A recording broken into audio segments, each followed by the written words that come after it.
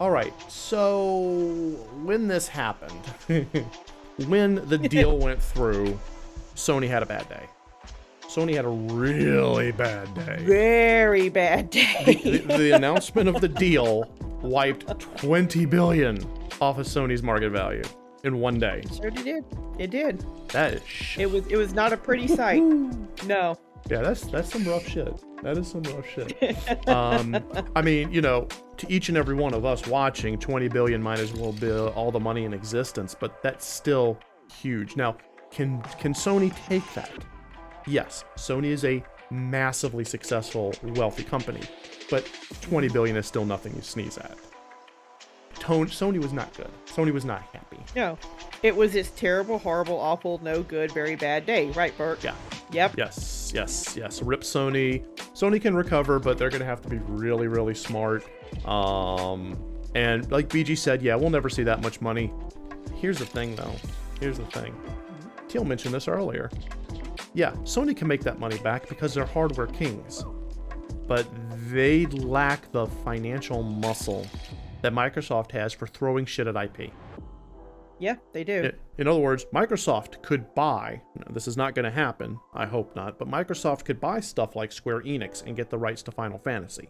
Microsoft could do that. They have the capital to do that. That doesn't mean Squaresoft is going to sell. Enix is going to sell, but they could. There's no way in shit that Sony could buy Square Enix. Just, they don't have the capital for it. So if Square Enix was, for whatever reason, which will never happen because Final Fantasy XIV makes all the MMO money, if they were going to go out of all of it, if they were going to go out of business, or they were having serious trouble, Microsoft could come and snag them up. And next thing you know, Squall would be fighting and Cloud would be fighting alongside the Office paperclip. And that's terrifying. That would be awesome. Well, that's a good point about, BG brings up, Alex Burke as well, is this shortage, the PS5 shortage. Microsoft is taking complete advantage of that, which is good for them. Very good. Is the fact that it not a lot of people can get their hands on PS5s. Right. So all those games that are being made for PS5s, a lot of folks just aren't playing them because they can't. Right. So Microsoft is taking the ball and saying, you know what? This is a perfect example of why we shouldn't rely on hardware, on consoles. Exactly. Let's take this to the cloud so that everybody can play a game. Whether it's on your mobile phone or a laptop, a tablet, doesn't matter.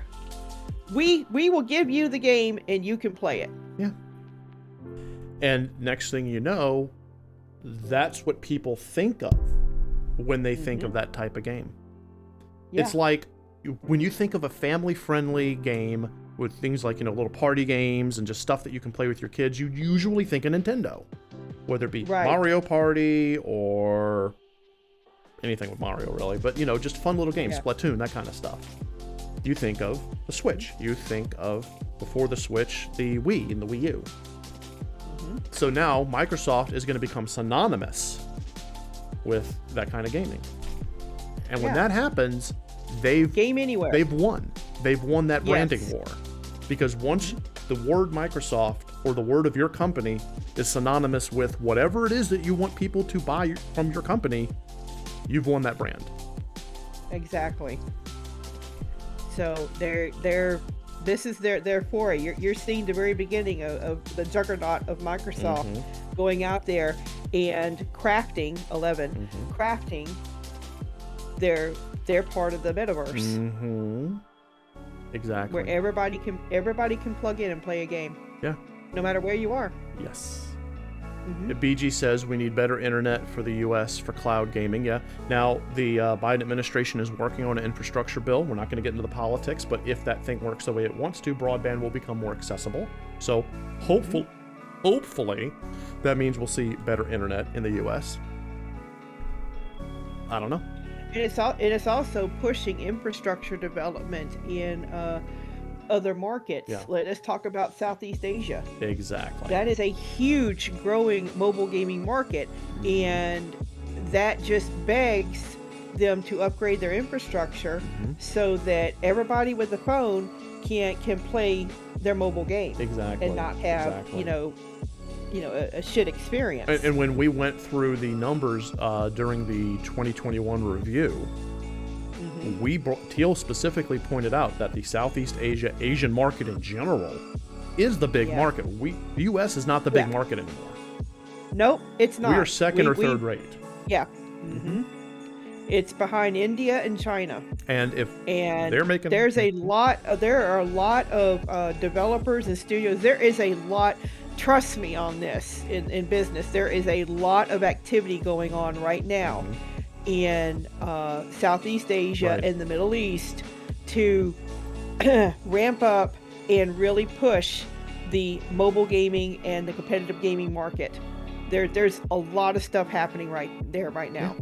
So when Microsoft does what Teal's talking about, when they get into that, that's going to go right out to that market.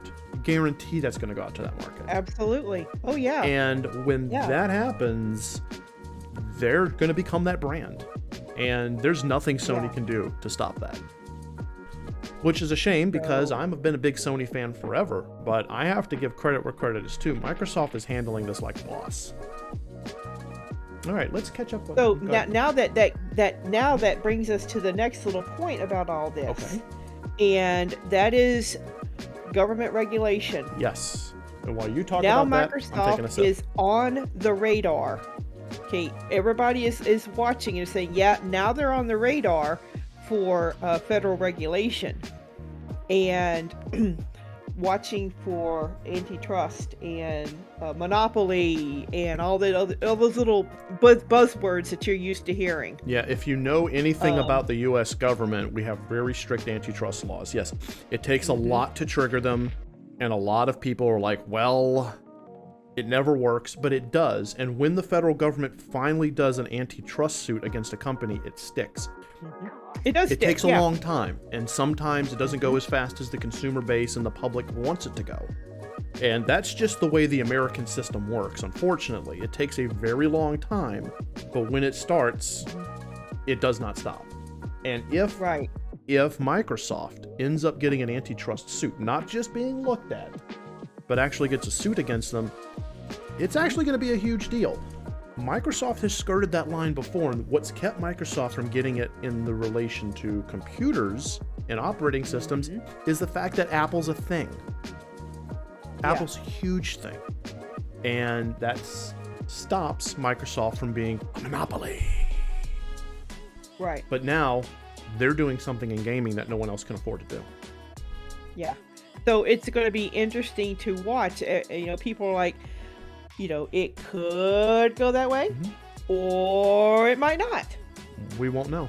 So we're watching. Yes. So we'll see. We'll see if there's actually any kind of legal ramifications for this, or not. Why not? If the rules of the game are changed and everything ends up, none of it is physical, and it's all just virtual.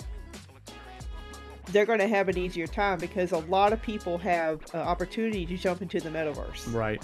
The best right now, it's wide open. So, nobody has exclusive. I don't care what Zuckerberg says.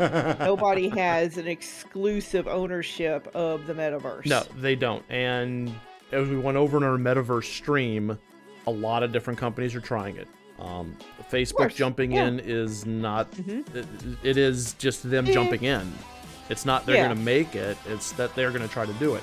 Well, if Microsoft tries to jump in on this and goes toe-to-toe with Meta, Facebook, Microsoft's going to win.